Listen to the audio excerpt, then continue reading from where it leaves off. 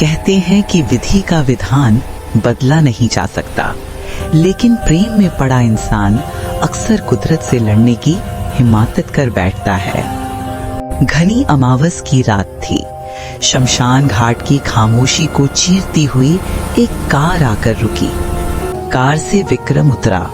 उसकी आंखों में आंसू सूख चुके थे, लेकिन चेहरे पे एक अजीब सी जिद थी।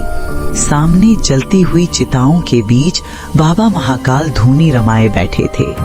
विक्रम ने कांपते हुए कहा, बाबा, मैंने सुना है आप नामुमकिन को मुमकिन कर सकते हैं। आप मेरी मीरा को वापस ला सकते हैं।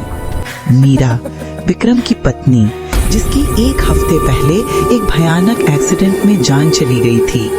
विक्रम का मानना था कि अगर वो उस दिन गाड़ी नहीं चला रहा होता तो मीरा आज जिंदा होती। बाबा ने उसे समझाया कि मरे हुए को वापस लाना प्रकृति के खिलाफ है, लेकिन विक्रम नहीं माना। उसकी तड़प देखकर बाबा काल भेद अनुष्ठान के लिए मान गए।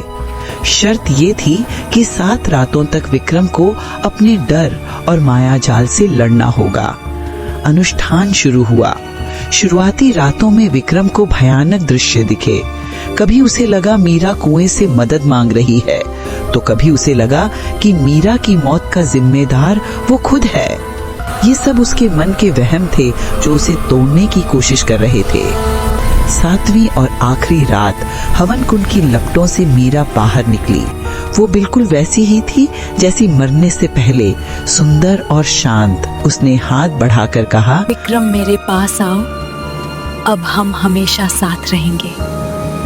जैसे ही विक्रम आगे बढ़ा, बाबा जोर से चिल्लाए, जामुन, ये मीरा नहीं, एक छलावा है। अगर तूने इसे छू लिया तो तेरी आत्मा भी कैद हो जाएगी। विक्रम ठिठक गया।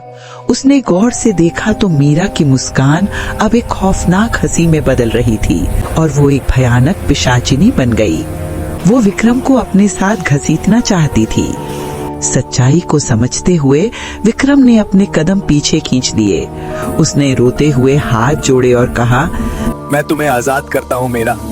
तुम्हारी जगह मेरी यादों में, इस दुनिया में नहीं। जैसे ही विक्रम ने ये कहा, बाबा ने हवन कुंड में अंतिम आहुति दी। एक तेज धमाका हुआ और वो डरावनी आकृति चीखते हुए धुएं में बदल गई।